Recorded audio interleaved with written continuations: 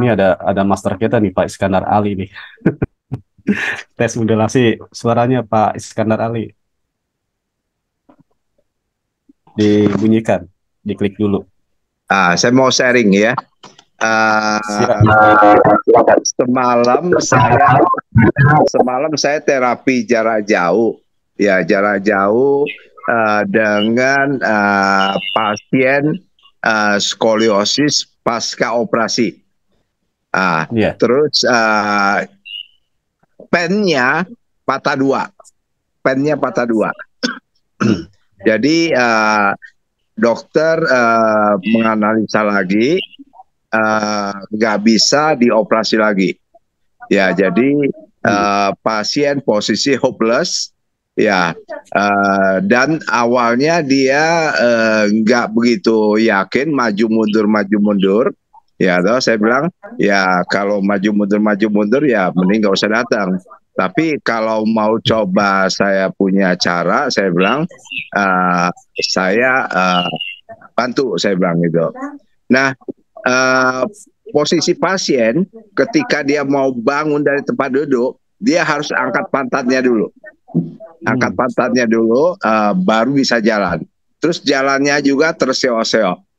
Nah, ketika saya sudah bantu dengan pengosongan seperti ini, ya loh, dan saya tahu bahwa pen itu benda mati, nggak mungkin bisa disambung punya.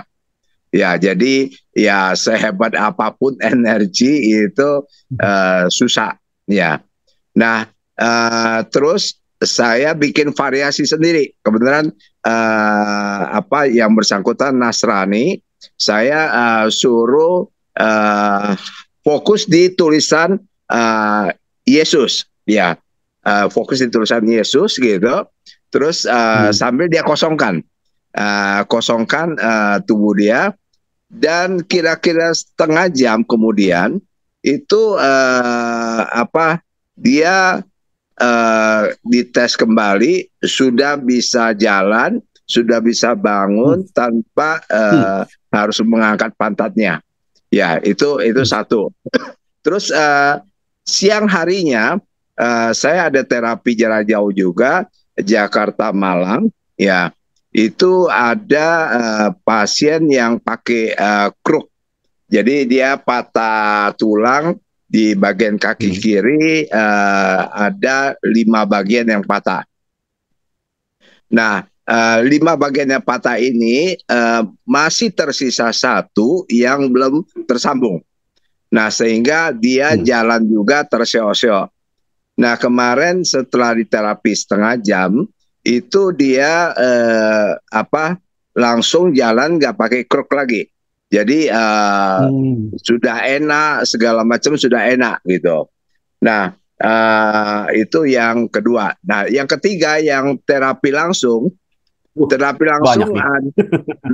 terapi langsung itu ada satu pasien, itu dia punya keluhannya GERD, ya, asam lambung tinggi, terus ada tumor di payudara, terus telinga suka berdengung.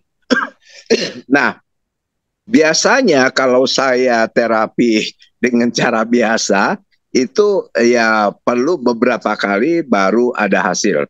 Nah, kemarin saya variasikan sendiri, Pak. Saya variasikan sendiri. Saya minta dia keluarkan 5 jari dia, 5 jari tangan dia. Terus saya minta dia fokus ke mulai dari jari jempol sampai ke jari kelingking. Terus dia jangan pikirin apa-apa, kosongin pikiran aja. Dia hanya melihat aja. Nah, pertama yang terjadi responnya adalah dia langsung nangis. Saya diemin aja. Terus habis nangis, dia langsung bilang, sakit tangan saya. Nah, akhirnya saya bilang, nggak apa-apa, terusin. Saya bilang gitu. Setelah dia terusin, dia semakin fokus lagi, masuk ke intention, dia langsung jatuh. Jatuh ke atas meja gitu. Saya diamin juga. sampai dia Hmm. terbangun sendiri.